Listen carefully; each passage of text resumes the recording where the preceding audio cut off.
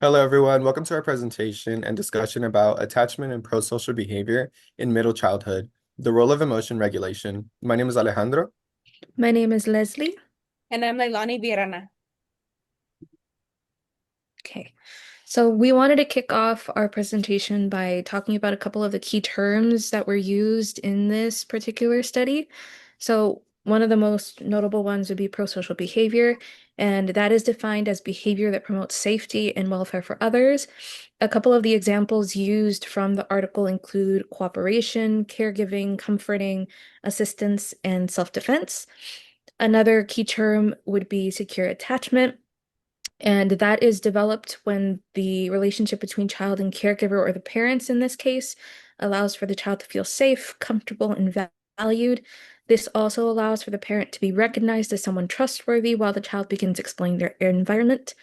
If a secure attachment is successfully formed between the child and caregiver, it can then result in the child later developing the following traits, and that includes independence, self-awareness of themselves and others around them, high self-esteem, strong social skills, and of course, effective emotional skills. This study in particular focuses on the relationship between secure attachment and prosocial behavior in children ages 6 through 12, so children who fall within the age range for middle childhood. More specifically, they wanted to look at how secure attachment affects their emotional regulation skills. The researchers hypothesized that having secure attachment is then correlated to strong emotional regulation via higher prosocial behavior during middle childhood. And through that, through instilling secure IWMs, or internal working models for emotional regulation, through open communication and less alienation on behalf of the parents, children will then be more likely to participate in pro-social behavior with their peers. And in this case, they would be more likely to give out sticker donations to their peers, both liked and disliked, because of the secure relationship that they have with their parents.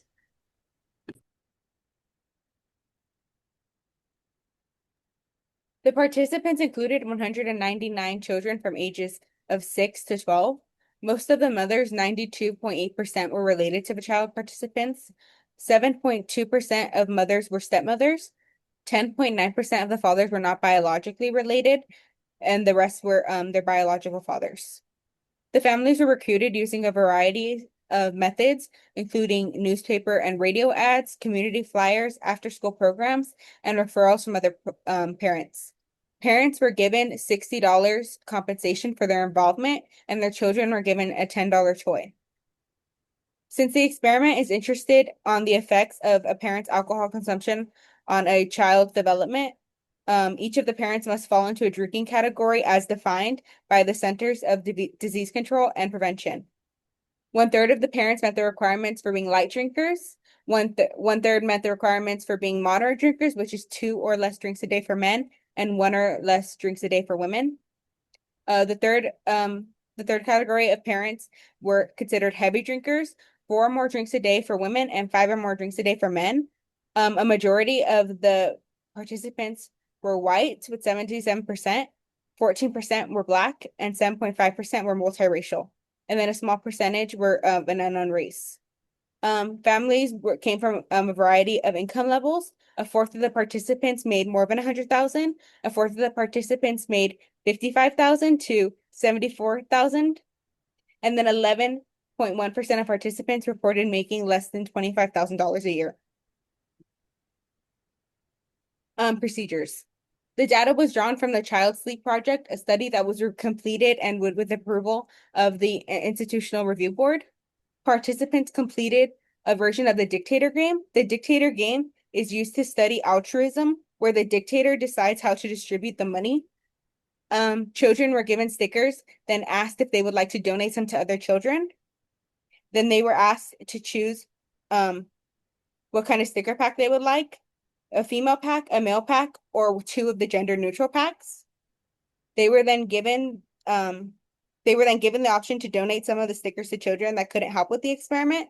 The experimenter would leave the room for 3 minutes, come back and take the envelope from the children.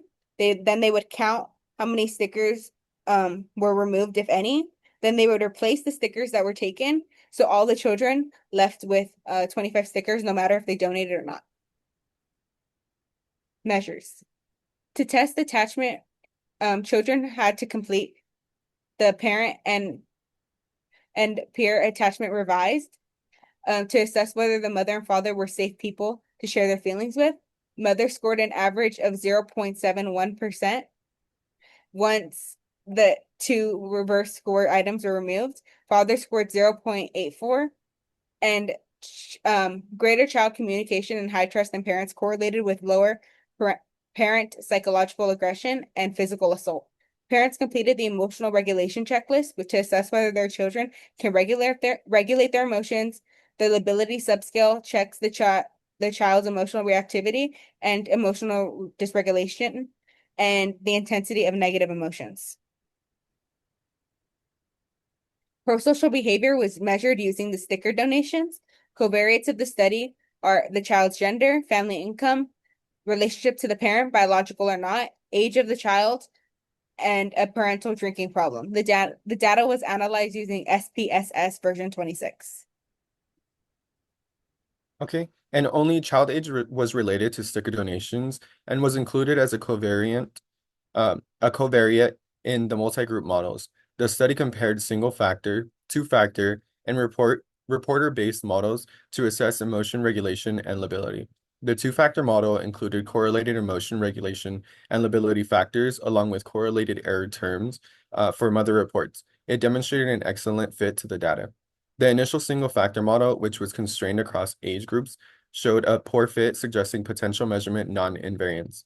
The new model incorporated two factors that improved upon the original two-factor model. The single-factor model was also a poor fit for modeling parental attachment. Two and three-factor models, while improved, still showed to be a poor fit. Attempts were made to model mother-child and father-child attachments as Latin variables, using trust and communication as indicators and having father alienation as a separate observable variable, allowing the same scale, which would be trust and communication, to correlate across mother and father attachment. Latin variables resulted in a better fit than previous models. By releasing age groups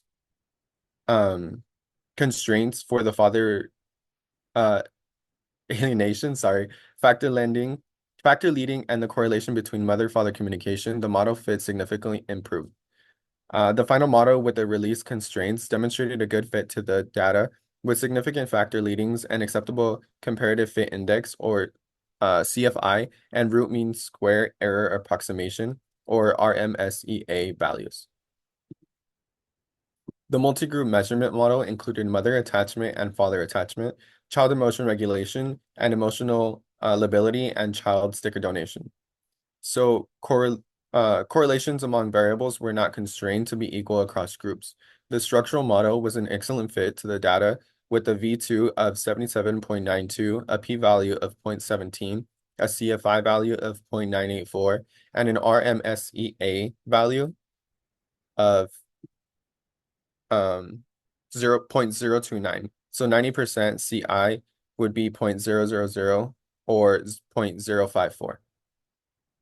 Mother attachment and father attachment had direct effects on child emotion regulation and emotional ability and child sticker donation. So father attachment was associated with higher emotion regulation and lower emotional ability. So child emotion regulation and emotional ability were also predictors of child sticker donation, making them possible intervening variables in the association between parent attachment and child sticker donation. Age was not a significant predictor of any endogenous variables in the younger age group, but was a significant predictor of sticker donation among the older group, where B value would be 1.60 and the P value would be 0.039. No evidence for age as a moderator of associations was observed for the structural paths. In this, we head into our discussion. So no direct associations between attachment and prosocial behavior in middle childhood. We would find that significant indirect association between father-child attachment and prosocial behavior. It was also related to worse emotional regulation. The effects were not found for child sex, child age, socioeconomic status, and a parent's drinking problem. The results show that children with poor attachment to their fathers have more emotional dysregulation. This can reduce their prosocial behavior, and the results were consistent across all ages studied. The results support the hypothesis that those with more emotional ability were less likely to display pro-social behaviors through the sticker donations. Much of the research currently with regards to this topic tends to exclude father-child relationships. And while we were reading it, we found that this was the first study that showed that the relationship does have an impact on child developmental behaviors. The data showed that the children with regulation have better relationships with their parents. The results show that emotional dysregulation and negative affectivity are important to the association between child attachment and prosociality. If parents have a supportive style of parenting, children are more likely to reduce child dysregulation and thus improve their prosocial behavior. Some limitations of the study was that the study cannot use causal inferences since all variables were measured together. The findings of the study were not generalizable at the time that it was made, as the majority of the participants were white, middle class, and from two-parent households. If the study is then replicated, it should use another prosocial task to test the theory in other settings. Variables should be measured in an observational method rather than a questionnaire. The children themselves had shown that others would donate stickers, making them more likely to donate themselves. So if they saw another child donate stickers, they were more likely to donate stickers upon seeing that behavior.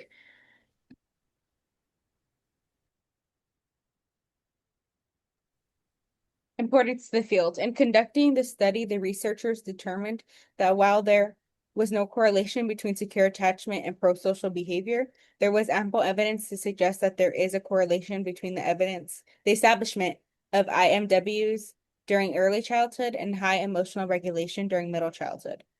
On the basis that a child did have secure attachment to their parents and established IMWs, it was then concluded by the researchers that through extension of those factors, a child would then have higher prosocial behavior via the sticker donations and latent emotional lability, emotional dysregulation.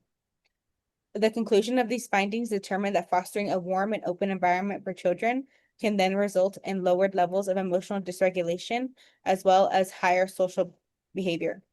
This study was also important because it considered a father-child relationship and how that can impact development, and most research focuses on a mother-child relationship. Okay, and so for the questions for our discussion board, the first question that we have came up with is, why do you think paternal relationships have been excluded from research? The second one we want you guys to think about would be, do you think having a caregiver present during the pro-social experience would have altered the results? And finally, what would you have done differently when conducting the experiment?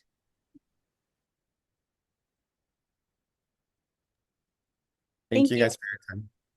Thank you.